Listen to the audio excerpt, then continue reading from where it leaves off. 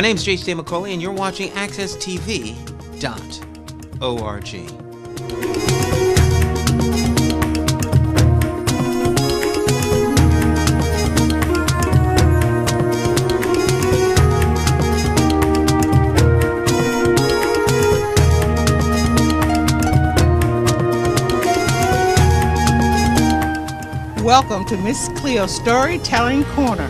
It's a book signing this evening, so why don't you come on in, and we're going to interview some people and find out what they think about our book Saturday.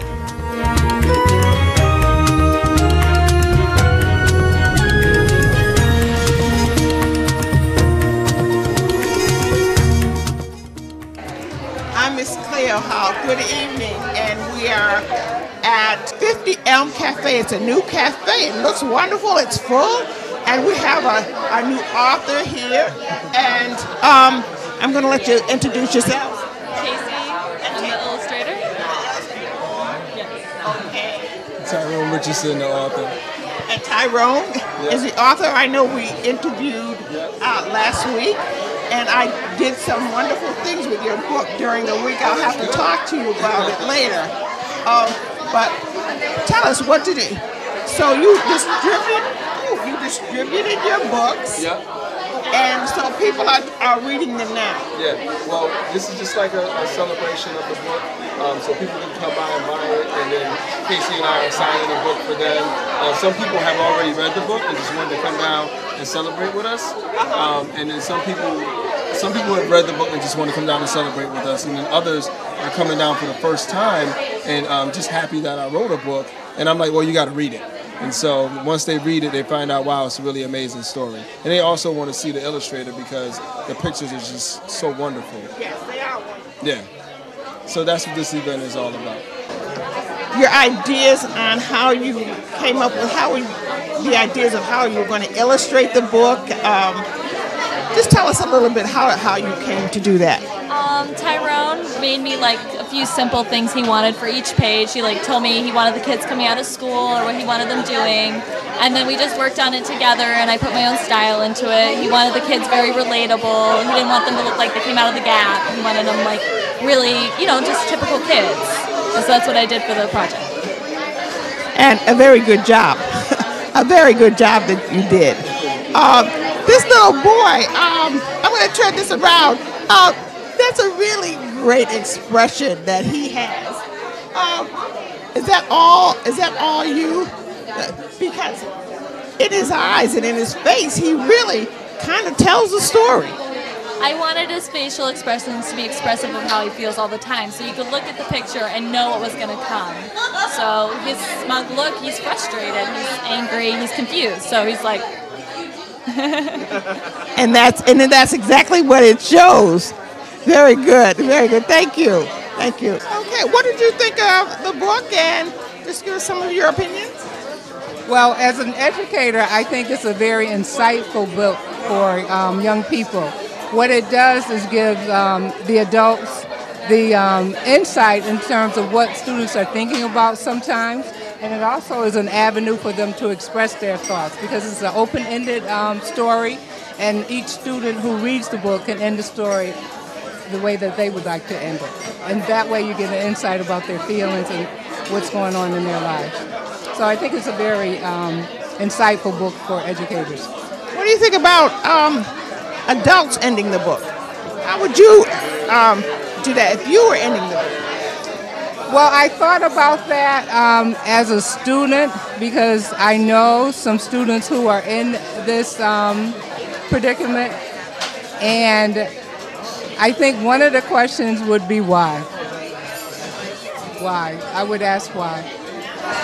Here we are again with another person who has read this book. This is Mrs. Green, and she is the principal of Buckley High School.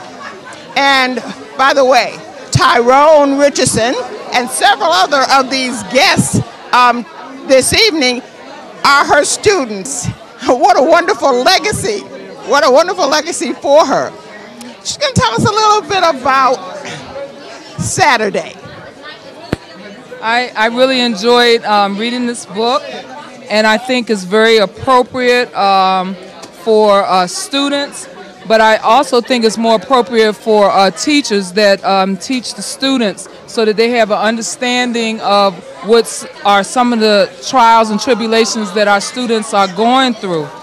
As you mentioned, I'm really proud of Tyrone because I remember him when he was in high school, and he also is a principal now. So the book and the illustrations is simple enough for young kids to read, but the storyline is deep enough that young adults and older adults can relate to the book. So I'm hoping that the book will be distributed to school-age children, to social workers, to parents and correctional institutions of incarcerated parents, so that it's easy for them to start a dialogue with their children. And one of the best parts about the book is at the end, it lets you decide how the story ends. That was wonderful, but you forgot one thing, so we got to remember. Access TV. AccessTV.org, but what did your husband say when he read the book? So I was mentioning that I let my husband read the book, even though I knew what the ending was, and as he was going and going and going, and he got to the end, he was shocked that it ended with this picture. I woke up and we were at state prison. He had no idea that this was the conclusion of the book. And then, again, you get to write the ending of your own story so that each child or adult that's reading this and engaging in a conversation, each one may have a different ending. Thank you very much, Mrs. Green, for interviewing with us. Thank you. Good evening. My name is Cleo Duke-Wright, and I'm from AccessTV.org. And this evening we're interviewing and talking about the book Saturday. So, and you said you have read the book? Okay, tell us a little bit about your opinion. I like the book because it gives a different perspective for some people on what kids go through in the city. It's something that I'm not used to, and I read it. I didn't expect the ending that it was going to be, even though you make up your own ending. But I just felt like, for me, it was an opportunity for me to think and actually put myself into someone else's shoes on what they go through every day when they don't have a father at home to take care of them and to do the things that a father's supposed to do. And it was really, it was eye-opening to me to have myself be put in someone else's shoes, to have that feeling, and just the emotions that are described through the book. It was really easy to feel the emotions. And to be able to relate, because I'm a teacher and I'm able to relate to some of these kids now just by reading it a little bit. I'm invested a little bit more into what goes on outside of school, and I think that's really important. If you, this young man, when I read the book, I didn't know that the father was in prison. I thought he was going to come over the house. So as the book went on, then I got a little more perturbed, and then I realized what he was going through. Now, how would you, I know it's putting you on the spot, but how would you want this story to end for this little boy? I would like him to have a connection with his father, get some of the answers that he wanted answered, and maybe start to build a relationship with him. Even though he may not be with him all the time, maybe have some sort of connection with him so when he does go there, he can get some answers to the questions that he had. So he's not wondering his whole life growing up what and why. What do you think of the book? I just started reading it.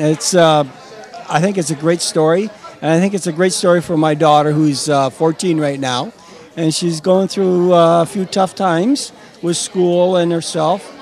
And both my wife and I said that some of the points that they're making in the book would be relevant to her and maybe helpful. So she's a kid at heart still, and we're going to have her read the story. And my daughter's very strong-minded, and she likes to do what she wants to do, when she wants to do it, and only when she wants to do it. But I think the story probably ends up saying that there are certain rules that you need to follow to get you to the point of your goals, you know? Well, I think that you are going to be surprised about the ending. So thank you for this interview.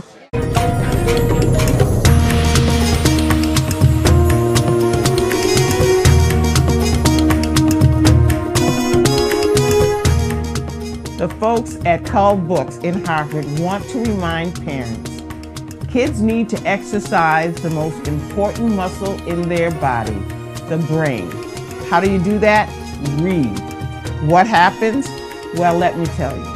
The imagination soars, the creativity blossoms, the world opens up, and the need to be entertained by outside forces diminishes. Don't believe me? Try it. You won't be sorry, and in time, either will your kids. Cull Book cares about your child's literacy. Join Miss Cleo every week on Miss Cleo's Storytelling Corner online at accesstv.org.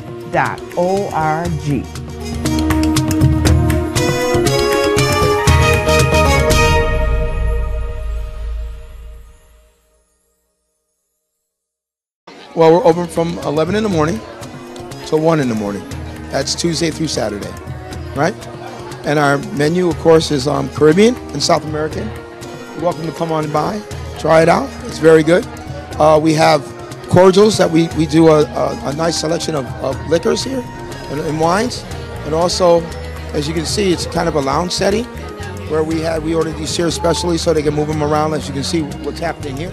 Everything's all moving around and everybody's getting comfortable. And also everything's tapa style, so it's all small plates. But that's it. How do you judge a law firm's success? Cases won, money made, or what the firm does in the community? At Dressler Strickland, we know that success is just the beginning. The true measure of success is what you do with it. For 33 years, we've used our success to help our neighbors and our community. 24/7, 11/22. Whenever you need us, we'll be there. Dressler Strickland, building communities one case at a time.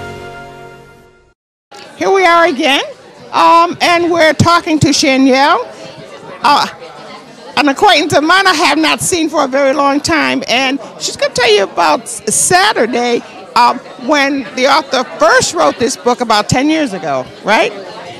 About 10 years ago. It was just a preliminary copy. Tyrone is actually my client. I sell real estate, and I've been selling real estate for about 14 years, and I think I met him in my second year of real estate, maybe third. So it's been a long time. But he gave me just the preliminary copy, if that's what you call it, and it didn't have the illustrations in, and I just read it. It didn't have all the storylines that it has now, but I remember when I opened it, I read it, and by the third page, I was in tears. This is a powerful book. I mean, I was just sharing with someone, groundbreaking. So to see it from its beginning stages actually evolve into this, I'm just so amazed and so proud of Tyrone. Vinton, yeah.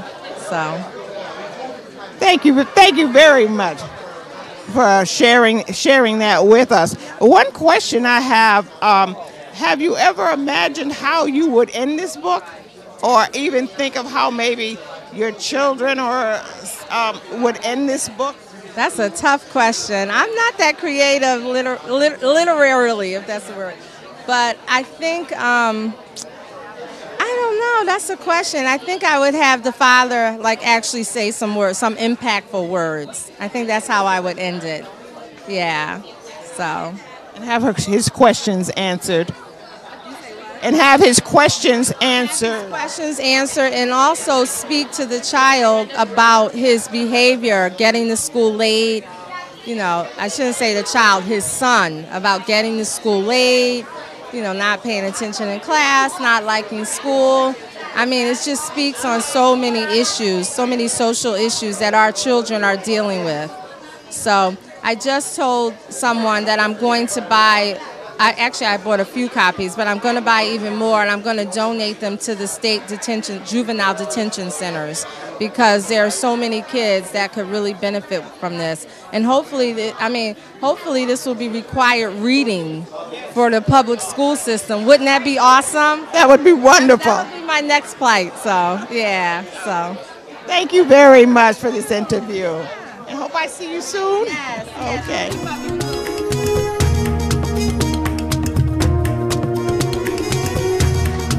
Well, that's it, folks. We have to do this more often. It was wonderful.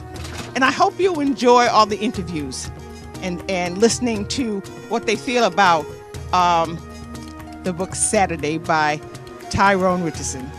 I'll see you next week.